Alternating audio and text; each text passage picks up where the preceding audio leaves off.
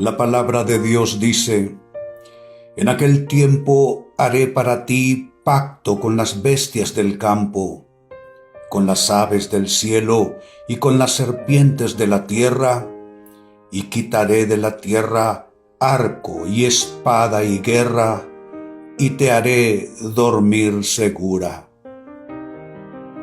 Hoy venimos a poner esta escritura como vestido sobre nuestras vidas y familias, sobre nuestra iglesia, sobre nuestra nación.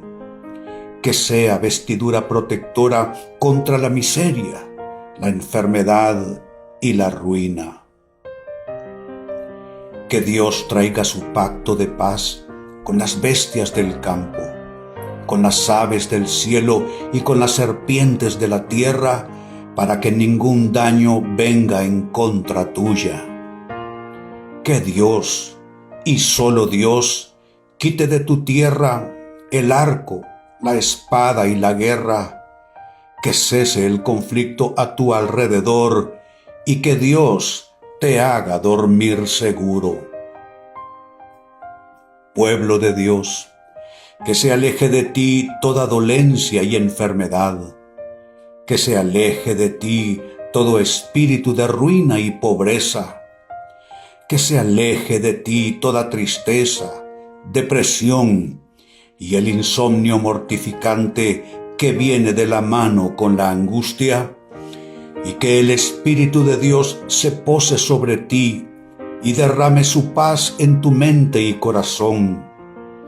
Que el Espíritu de Dios te haga fuerte en el camino hacia tu destino, que te haga vencer sobre todo ataque del maligno y haga que fructifiques en todas tus labores, esfuerzos y trabajos.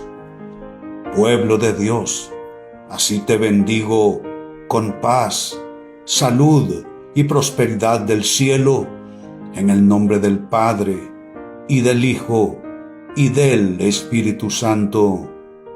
Amén.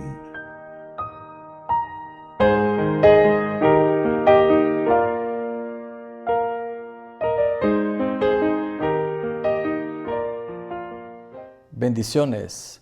Hoy estamos con la semana 10 del libro de Santiago con el tema Sabiduría para someternos a Dios, basado en Santiago capítulo 4 de los versos 1 al 12. ¿Cuál es el propósito? Conocer cómo la humildad es la mejor salida para acabar con el conflicto interior e interpersonal que nos aleja de las bendiciones de Dios para nuestra vida. Al estudiar el texto bíblico, nosotros necesitamos sabiduría para optar por la humildad como único camino al sometimiento a Dios. Jesús nos da el ejemplo, aprendamos de Él. Entonces nosotros necesitamos sabiduría para someternos a Dios. ¿Qué debemos evaluar entonces? En primer lugar, paz o conflicto que hay en nuestro interior. ¿Qué hay en nosotros? Santiago 4, 1 al 3 nos dice que ¿de dónde surgen las guerras y los conflictos entre ustedes? ¿No es precisamente de las pasiones que luchan dentro de ustedes? Desean algo y no lo consiguen. Matan y sienten envidia y no pueden obtener lo que quieren. Riñen y se hacen la guerra. No tienen porque no piden. Y cuando piden, no reciben porque piden con malas intenciones para satisfacer sus propias pasiones. Fíjese que, contrario a la sabiduría celestial, que produce una atmósfera de paz en la cual se cosecha la justicia, la sabiduría terrenal más bien produce un ambiente de conflicto en el que se mantiene una continua lucha interior e interpersonal. Y esa lucha nos hace desear matar, envidiar, reñir, hacer la guerra, motivados por las malas intenciones y el egoísmo de nuestro corazón. Y esa lucha no nos deja conseguir ni tener lo que le pedimos a Dios. Dice el texto: ¿de dónde surgen las guerras y los conflictos entre ustedes? Así es la pregunta que lanza el apóstol Santiago. Estas cosas suceden entre personas dentro de la iglesia y alude a guerras y pleitos y manifestaciones específicas de belicosidad. Cabe destacar que la discordia en la iglesia no es por designio de Dios, sino que esto resulta de la mezcla de la cizaña que está vinculada con creyentes falsos, y el trigo, que son personas redimidas en verdad. Y también el texto citado habla de las pasiones, que son los deseos pasionales por placeres mundanales que caracterizan a los no creyentes. Y estas pasiones están íntimamente vinculadas con el hedonismo que es una tendencia a la búsqueda del placer y el bienestar en todos los ámbitos de la vida, lo cual en la presente era consumista está con una fuerza impresionante. Son esas pasiones que dice Santiago que luchan dentro de nosotros mismos. La Reina Valera dice que combaten en nuestros miembros, refiriéndose a los miembros del cuerpo físico, del cuerpo humano, como parte de nuestra misma naturaleza humana, que siempre, ustedes lo saben, nuestra naturaleza humana siempre es proclive al pecado. En ese sentido, Pablo el apóstol advierte a los romanos, allá en el capítulo 6, les dice: ni tampoco presentéis vuestros miembros al pecado como instrumentos de iniquidad, sino presentaos vosotros mismos a Dios como vivos de entre los muertos, y vuestros miembros a Dios como instrumentos de justicia. Mire qué palabra la que lanza el apóstol Pablo. Y este llamado de Pablo se refiere a una decisión de la voluntad, es decir, antes que el pecado pueda tener poder sobre un creyente, primero debe pasar a través de la voluntad. Recuerde que los miembros de nuestro cuerpo físico, a partir de la caída de Adán, se convirtieron como centro de operaciones del pecado en la vida de las personas, y los creyentes como instrumento de iniquidad, tal como Pablo lo cita. O sea, los miembros del cuerpo son como herramientas para hacer aquello que viola la voluntad y la ley santa de nuestro Dios. Definitivamente, cómo utilizamos los miembros de nuestro cuerpo es un asunto de decisión personal, de convicción, diría yo. Recuerden que de la convicción se genera el compromiso. Del compromiso se genera el carácter, que definirá verdaderamente quiénes somos.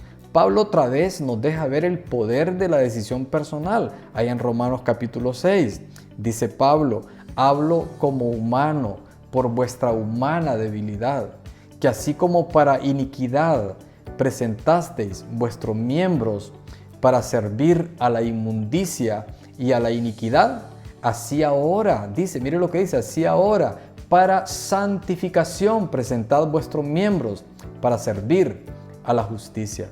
Recuerde que el apetito por el pecado es como un animal salvaje que aumenta cuanto más sea saciado.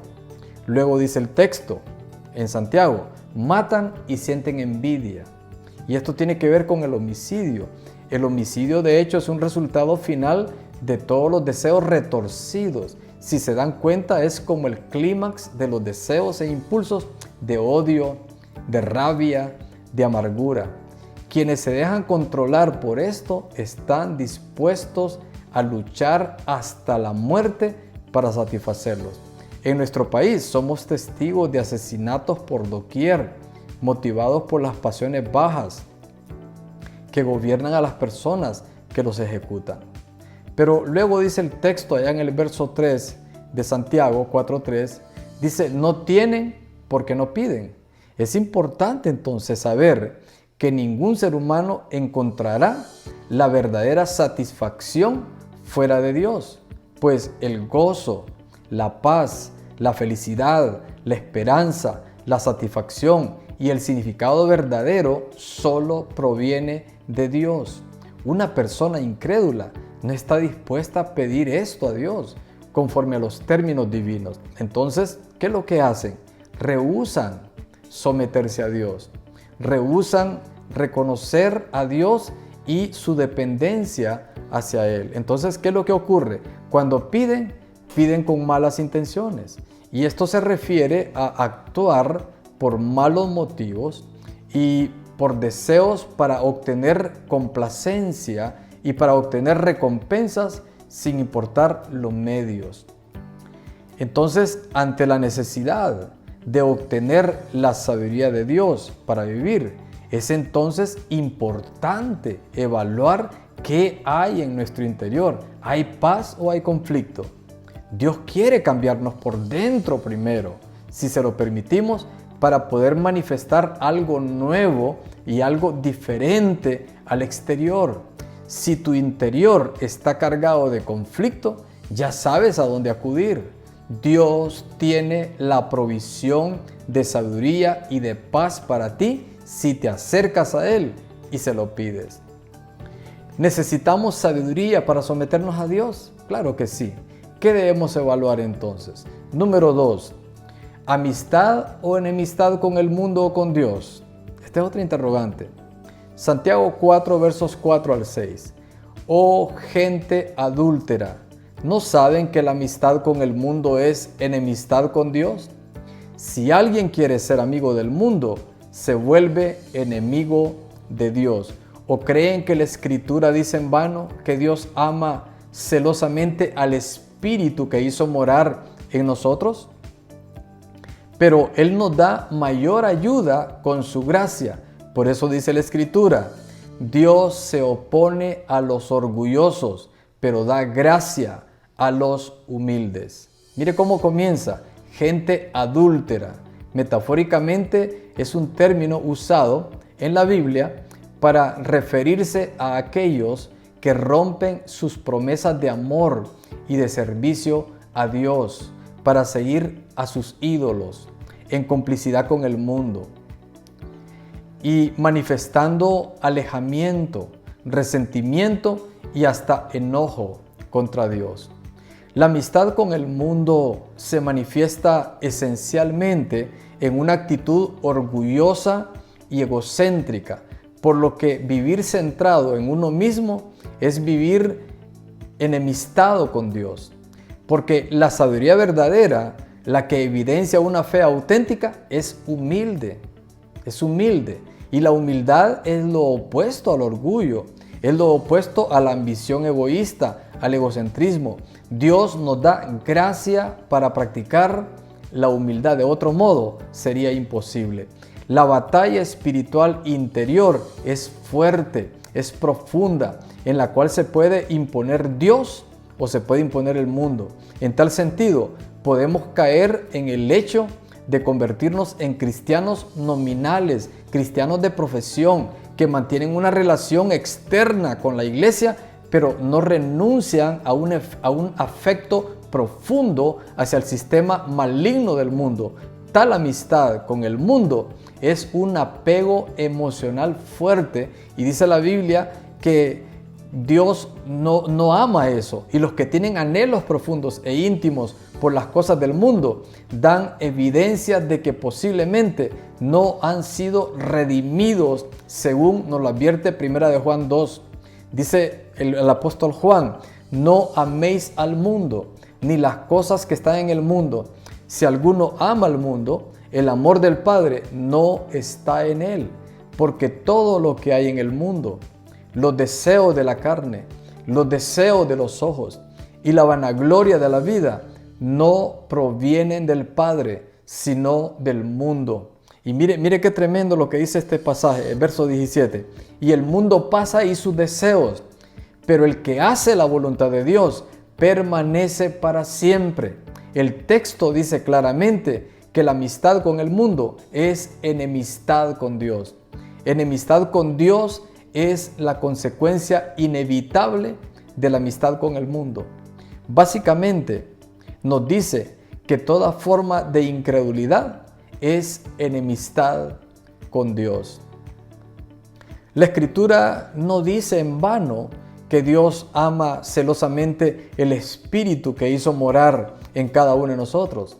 Dios sabe que nosotros somos inclinados al mal, pero nuestro Dios viene a nuestro encuentro para ayudarnos, para que aprendamos a humillarnos ante Él y que aprendamos a reconocer que lo único que realmente necesitamos para estar satisfechos es su aprobación, para ser liberados de nuestros deseos egoístas. Cuando el Santo Espíritu nos llena, nos damos cuenta de que las atracciones seductoras del mundo son nada más que sustitutos de mala calidad en comparación con lo que Dios nos da y con lo que Dios nos puede dar. También dice la Escritura que Él nos da mayor ayuda con su gracia. Este es nuestro único rayo de esperanza en las tinieblas espirituales. Dios es el único que puede rescatar a la persona de la propensión a desear cosas malas. La gracia de Dios es más grande que el poder del pecado, es más grande que el poder de la carne, que el poder del mundo y que el mismo Satanás. Aquí podemos recordar Romanos 5. ¿Se acuerdan de Romanos 5? Que dice, pero la ley se introdujo para que el pecado abundase, mas cuando el pecado abundó, sobreabundó la gracia.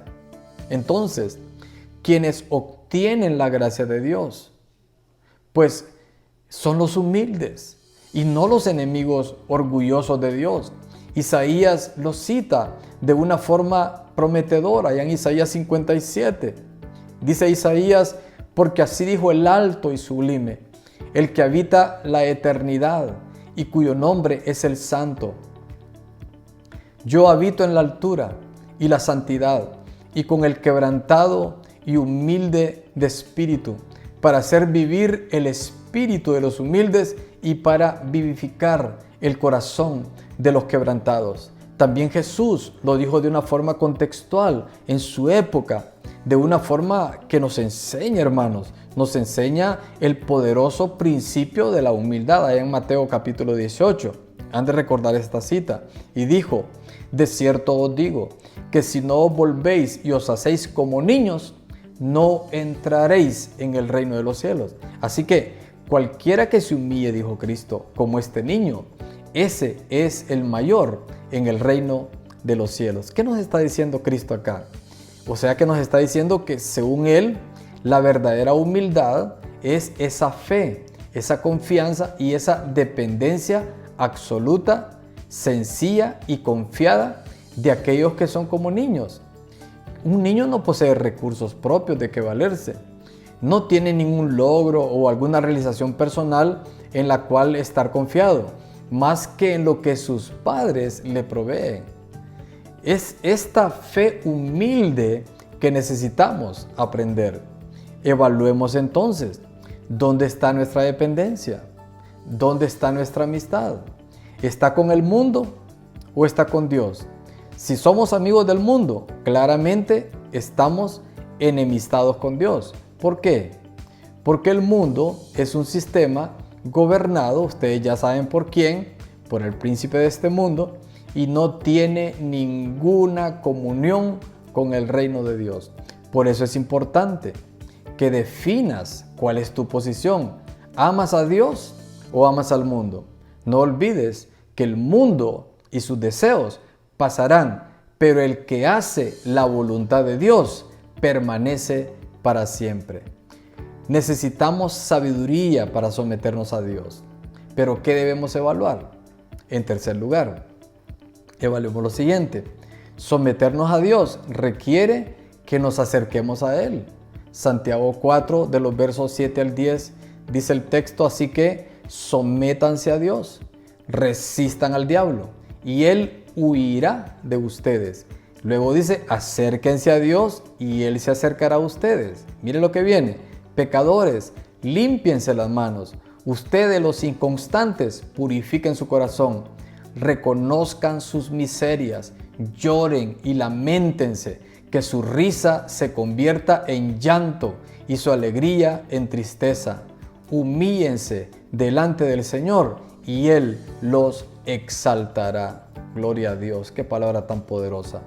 Comienza diciendo entonces, sométanse a Dios, que literalmente significa, mire lo que significa, alinearse bajo otro, como en el orden jerárquico militar. Jesús mismo con su vida nos da testimonio cómo estuvo bajo sumisión a la autoridad de sus padres terrenales. Estuvo bajo sumisión al gobierno humano, estuvo bajo sumisión a su Padre Celestial. Esta palabra someterse no es tan bien recibida hoy, no es popular. Sin embargo, Santiago le enseña en varios contextos que él vivió y que nosotros debemos someternos, pero es una sumisión voluntaria, es una sumisión consciente a la autoridad de Dios como soberano regidor del universo. Entonces, se espera que una persona humilde le va a rendir lealtad total a Dios, obedecerá sus mandamientos y seguirá su dirección. Luego el texto dice, así lo dice, resistan al diablo y huirá de ustedes. Esta es la otra cara de someternos a Dios, resistir al diablo. Literalmente significa esto, mire qué interesante, es mantener una posición firme en contra. Aquí no hay lugar para estar en una zona neutra. O estás bajo el señorío de Cristo o estás bajo el señorío del otro. Entonces, quienes transfieren su lealtad de Satanás a Dios, verán cómo éste huye de ellos, porque el enemigo queda descubierto como un enemigo derrotado. Dios entonces nos permite acercarnos a Él. El Señor en su gran misericordia, aunque hayamos cometido el adulterio espiritual con el que comienza Santiago aquí, siguiendo ídolos, alejándonos de Dios, nos invita ahora a acercarnos a Él, si es que estamos dispuestos de verdad a someternos a Dios con humildad. Acercarnos a Dios revela nuestro pecado. Dios es santo, por lo que al acercarnos a Él pone de manifiesto nuestro pecado. Santiago nos señala aquí lo que debemos hacer con nuestra naturaleza pecaminosa. ¿Qué nos dice Santiago? Nos dice que hay que limpiar nuestras manos para que nuestras obras evidencien lo auténtico de nuestra fe. Nos dice también que tenemos que purificar nuestros corazones para que nuestros pensamientos y actitudes sean puros. Nos dice también que tenemos que reconocer nuestras miserias, admitiendo el egoísmo y la avaricia de nuestro corazón. Nos dice también que lloremos y que nos lamentemos por nuestro pecado en verdadero arrepentimiento. Nos dice también que tenemos que humillarnos delante del Señor, dejando de lado el orgullo, la ambición egoísta y el egocentrismo. Entonces, la humillación resulta en exaltación. El humillarnos delante del Señor trae como resultado la exaltación de su parte. Es decir, que el Señor nos levantará. El Señor nos concederá privilegios espirituales gloriosos. Jesús lo hizo. Jesús lo hizo cuando con humildad se hizo semejante a los seres humanos, se humilló a sí mismo y Dios lo exaltó. Pablo nos habla de ello.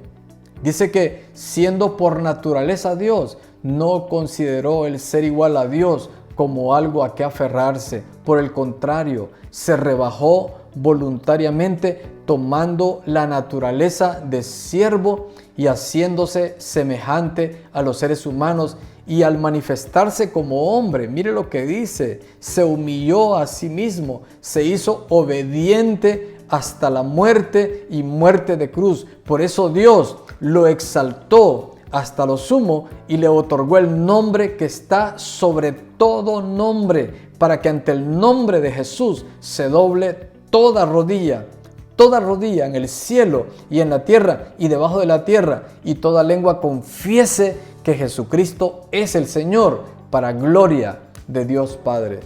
Eso está en Filipenses 2. Entonces, acercarse a Dios pone de manifiesto que también Él se acercará y enseguida esa cercanía de Dios demandará cambios que deberán realizarse, porque donde está Dios hay transformación. No tengo nada más que decir al respecto. Mejor que lo diga la misma palabra. El mismo Santiago, que ya lo leímos, Santiago de los versos 8 al 10, dice: acérquense a Dios y Él se acercará a ustedes. Mire lo que dice: pecadores, límpiense las manos. Ustedes, los inconstantes, purifiquen su corazón. Reconozcan sus miserias, lloren y lamentense, que su risa se convierta en llanto y su alegría en tristeza. Humíllense delante del Señor y Él los exaltará. Todas estas acciones que habla Santiago son evidencia de un corazón quebrantado, que está triste por su condición y que sabe que solo Dios le puede ayudar con su poder y con su gracia. Convenimos entonces, hermanos, con Santiago, que someternos a Dios implica acercarnos a Él para que con su santidad Él realice un proceso de transformación profunda en nuestro espíritu y en nuestra alma. Necesitamos sabiduría para someternos a Dios. ¿Qué debemos evaluar? En cuarto y último lugar, evaluar que someternos a Dios implica reconocerle como el único legislador y juez. Santiago 4, 11 y 12. Hermanos, no hablen mal unos de otros. Si alguien habla mal de su hermano o lo juzga, habla mal de la ley y la juzga. Y si juzga la ley, ya no eres cumplidor de la ley, sino su juez. No hay más que un solo legislador y juez, aquel que puede salvar y destruir. Tú, en cambio, ¿quién eres para juzgar a tu prójimo? Porque mire, comienza diciendo hablar mal de otros. ¿Y qué es hablar mal de otros? Es calumniar. Una calumnia es una acusación falsa hecha maliciosamente para causar daño. Es como imputar a alguien un delito a sabiendas de su falsedad. Aquí Santiago nos advierte que cuando hablamos mal de un hermano o lo juzgamos, lo que estamos haciendo es hablando mal y juzgando la ley de Dios. ¿Y a quién representa esta ley? Es decir, al Señor. Solo hay uno que puede hablar o juzgar a nuestro prójimo, y ese es Dios. Él es el único legislador y juez. A los creyentes nos cuesta poner en práctica esta advertencia de Santiago, porque fácilmente nosotros admitimos que el Señor es el único legislador y juez, pero también muy fácilmente acabamos usurpando su lugar y nos levantamos como jueces, como acusadores, como condenadores de los demás. Entonces, mis amados hermanos, Dios es bien claro en la Escritura y condena las acusaciones negligentes, derogatorias y maldicientes en contra de otros. Por ejemplo, comienzo con Moisés en Éxodo 23:1. ¿Qué dice Moisés? No divulgues informes falsos, no te hagas cómplice del malvado, ni apoyes los testimonios del violento. Proverbios 10:18 también nos advierte: el de labios mentirosos disimula su odio, y el que propaga calumnias es un necio. Pablo le escribe a los romanos en el capítulo 1 y mire lo que les dice. Les dice: se han llenado de toda clase de maldad, perversidad, avaricia y depravación. Están repletos de envidia, de homicidio, disensiones, engaño y malicia. Son chismosos. Pablo le escribe también a los mismos corintios, en 2 de Corintios. Mire lo que les dice: en realidad me temo que cuando vaya a verlos no los encuentre como quisiera, ni ustedes me encuentren a mí como quisieran. Temo que haya peleas, celos, arrebatos de ira, rivalidades, calumnias, chismes, insultos, alborotos. Qué tremendo esto. Porque si alguien habla mal de su hermano, murmura de la ley de Dios, porque entonces se instalan a sí mismos como jueces y entonces condenan a los demás. Y al hacerlo, ¿sabe qué es lo que hacen? Difaman e ignoran la ley de Dios, que prohíbe que hablemos mal de los demás, que condenemos y calumniemos. Entonces dice la palabra, dice que juzga la ley, porque claro, al rehusar someterse a la ley, los que calumnian se ponen por encima de ella como jueces, prácticamente diciéndole a Dios: estás equivocado con esa ley. Yo tengo derecho a decir lo que yo quiera. En efecto, es lo que muchos hacen. Su lengua está llena de veneno mortal. Quienes piensan así son del criterio que la iglesia o que los cristianos somos unos pasivos, unos bobos, unos cobardes, que nos aliamos con los malos. Pero aunque estos piensen de esa manera, no es así. La diferencia es que tenemos la clara conciencia que las palabras que pronunciamos pueden traer vida o pueden traer muerte, aparte de que toda palabra que pronunciemos con nuestros labios, de esas palabras tendremos que dar cuenta en el día del juicio. Como bien hace el cierre Santiago, en el verso 11 yo les quiero dejar este verso. Mire lo que dice: hermanos, no hablen mal unos de otros. Si alguien habla mal de su hermano o lo juzga, habla mal de la ley y la juzga. Y si juzga la ley, ya no eres cumplidor de la ley, sino su juez. Entonces, debo evaluar que someterme a Dios implica reconocerle a Él como el único legislador, como el único juez. Luego, convertirme en juez es usurpar una función que a mí, que a nosotros no nos corresponde, poniéndole en una perspectiva cristocéntrica. Si hemos de llamarle la atención a alguien, será para ayudarle, será para animarle, será para exhortarle, será para corregirle con la motivación del amor de Dios, pero jamás condenar y juzgar con malas intenciones. ¿Cuál es la aplicación personal que yo encuentro de esta palabra? Mire, en virtud que la sabiduría es humilde, por ello entonces yo decido lo siguiente. Primero, decido renunciar a los pleitos, decido renunciar a las discusiones innecesarias, a las rencillas personales y buscar estar en paz con los demás, dándoles preferencias antes que a mí mismo. Esa es mi primera aplicación. Segunda aplicación, aplico y decido renunciar a la rebeldía y toda insinuación del diablo y me someto a Dios. Tercera aplicación, aplico y decido confesar mis pecados con sinceridad y con humildad, confiando en la gran misericordia de mi Señor. Aplico y decido, en cuarto y último lugar, renunciar a la calumnia. Renunciar a la calumnia. No hablaré mal de otros ni les voy a juzgar, pues sé que no me corresponde a mí, sino que le corresponde a Dios, porque Él es el único legislador y juez. Y si voy a exhortar a alguien, lo voy a hacer con amor, con el motivo de ayudarle, recordando que yo también salí posiblemente de la misma situación. Por lo tanto, no tengo ningún derecho de juzgar a nadie. Queridos hermanos que están en esos altares familiares, este es el tema de hoy. Sabiduría para someterme a Dios, porque en verdad necesitamos la sabiduría. Y la verdadera sabiduría está acompañada de una actitud de humildad. Solo siendo humildes podemos abrazar la sabiduría que viene de lo alto. Con esta palabra, con esta enseñanza los dejo, y creo que este es un momento importante para que le oremos a nuestro Padre.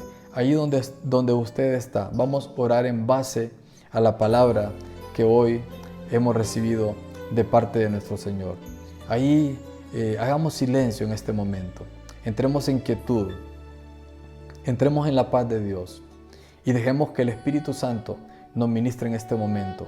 Querido Padre Celestial, te doy gracias por tu palabra, que es clara, que es fehaciente. tu palabra que es contundente, que no deja lugar a dudas, Padre. En el nombre de Jesucristo, me doy cuenta de mi profunda necesidad de sabiduría. No puedo, en definitiva, vivir sin tu sabiduría, porque al vivir en mi propia sabiduría, Señor, lo que viene a mi vida es un caos. Mi vida se llena de conflictos. Señor, necesito tu sabiduría y necesito acompañarla con la actitud de humildad para poder buscar en tu ciencia, para poder buscar en tus razones, en tu consejo, lo que tú quieres para mi vida y poder caminar de acuerdo con tu propósito y de acuerdo con tu voluntad. Dame esa sabiduría para enfrentar esta hora de crisis, Señor. Dame la ciencia, el discernimiento para saber qué hacer, para saber qué decir, cómo comportarme, cómo conducirme. Oh, mi Señor, cuánto necesito de ti. Oh, mi Señor, necesito someterme a ti, resistir al enemigo. Y estoy seguro que éste huirá, se apartará de mi camino, me dejará en paz a mí y a mi familia. Señor, quiero caminar en tu consejo. Señor, quiero caminar bajo tu dirección. Señor, quiero caminar bajo tu luz, bajo tu guía. Oh, mi Dios, solo con tu sabiduría puedo caminar hacia el lugar seguro, porque el principio de la sabiduría es el temor de Dios y el apartarme del mal es la inteligencia. Bendito Dios, en el nombre de Jesucristo, mientras este mundo está en caos, este mundo está quebrantado por el pecado, por el dolor.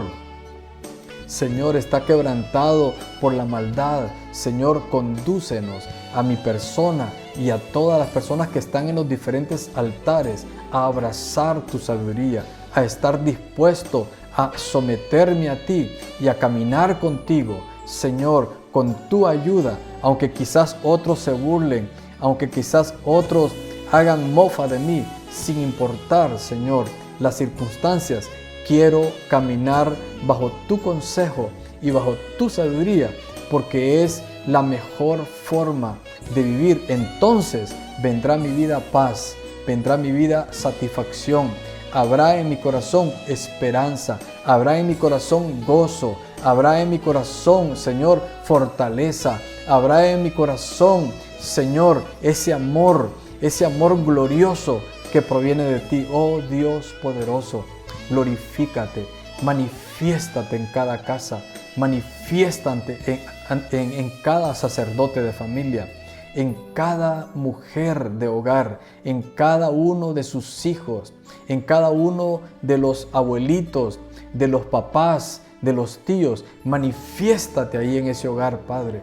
Trae tu sabiduría, mi Señor, que todos a una estemos dispuestos a someternos a ti, a someternos a tu consejo y a tu sabiduría.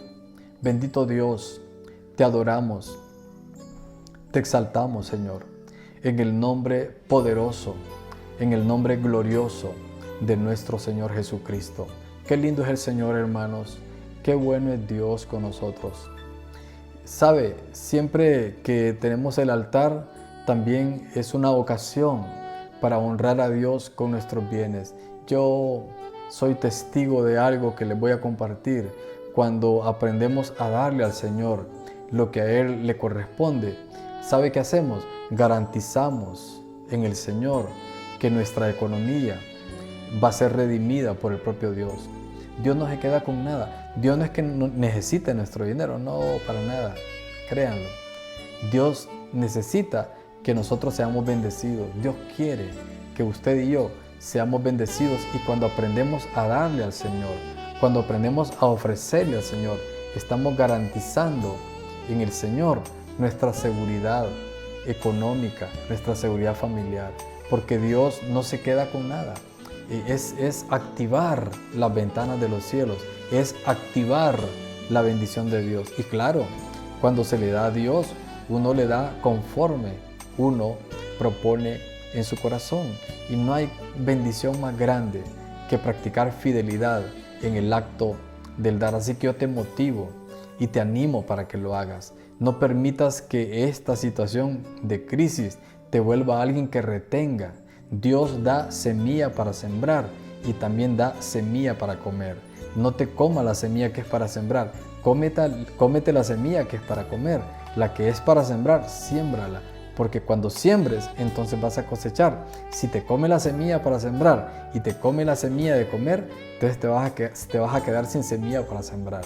Así que, mis amados, oremos al Señor para este acto de honrar a Dios con nuestros bienes, con nuestros diezmos y con nuestras ofrendas al Señor. Bendito Padre Celestial, en el nombre de Jesús, venimos ante ti, Señor, para presentarte nuestras ofrendas, para presentarte nuestros diezmos, y lo hacemos con gratitud. De lo recibido de tu mano te damos, porque todo es tuyo, todo te pertenece a ti. Yo vengo a ti, Señor, no porque yo sea una fuente de recursos, no. La fuente de recursos eres tú, Señor, y tú me provees a mí, y de lo que tú me provees a mí, yo te doy a ti. Yo siembro en tu reino, para gloria y para honra de tu santo nombre, bajo la promesa, Señor, que dice que tú abrirás las ventanas de los cielos. Tú reprenderás al devorador, a la langosta, al saltón, al revoltón. Mi economía está bajo tu protección.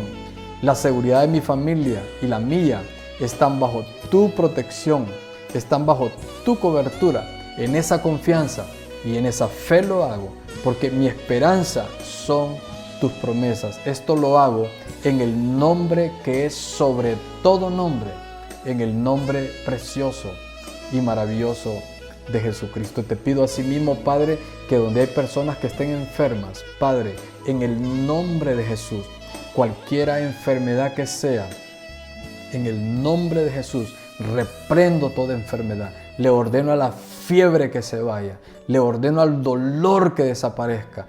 En el nombre de Jesús, toda persona que esté enferma, por el poder de tu nombre y por el poder de tu palabra, en este momento, Señor, le declaro sana, no por mi palabra, sino por tu palabra, porque por tus llagas fuimos nosotros curados. Señor, bendice cada familia. Donde hay enfermedad, que venga la sanidad. Señor, que venga la salud. Declaro personas saludables, familias saludables, en el nombre poderoso de Jesús. Oro también para sanidad emocional, sanidad mental, sanidad espiritual, que toda tristeza se vaya, que toda soledad desaparezca, que todo sentido de abandono desaparezca, toda depresión en el nombre de Jesús se va ahora mismo por el poder de tu nombre. Declaro completa y total sanidad en cada corazón. En el nombre de Jesús, todo miedo, toda incertidumbre, toda duda, toda incredulidad, en el nombre de Jesús, se van fuera ahora por el poder de tu nombre.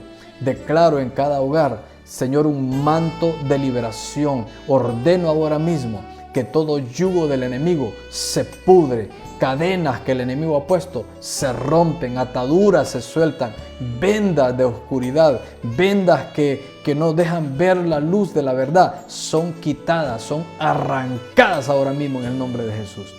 Declaro y oro y confieso por el poder de tu palabra y por el poder de tu nombre, bendición a cada familia. En el nombre de Jesús, esa plaga que se llama coronavirus no tocará tu morada. Esa plaga que se llama coronavirus no tocará tu morada. No tocará tu morada. En el nombre de Jesús. En el nombre de Jesús. Solo créelo y recíbelo. El Señor está con nosotros. Queridos hermanos, les amo en Cristo Jesús y mi deseo sería estar con ustedes y abrazar a cada uno de ustedes, pero ahorita no se puede, pero desde aquí les envío un fuerte abrazo y el deseo de nuestro corazón es que estén bien todos. Recuerde la promesa de Dios: en paz me acostaré y asimismo dormiré, porque solo tú, Señor mi Dios, me haces vivir confiado. Así que usted vaya a la cama Como dice nuestro obispo, es un derecho que usted tiene de dormir bien, porque el castigo de nuestra paz cayó sobre Cristo. Cristo ya llevó en la cruz la falta de paz. Vaya y descanse y tenga un sueño reparador. Dios te bendiga. Nos vemos a la próxima.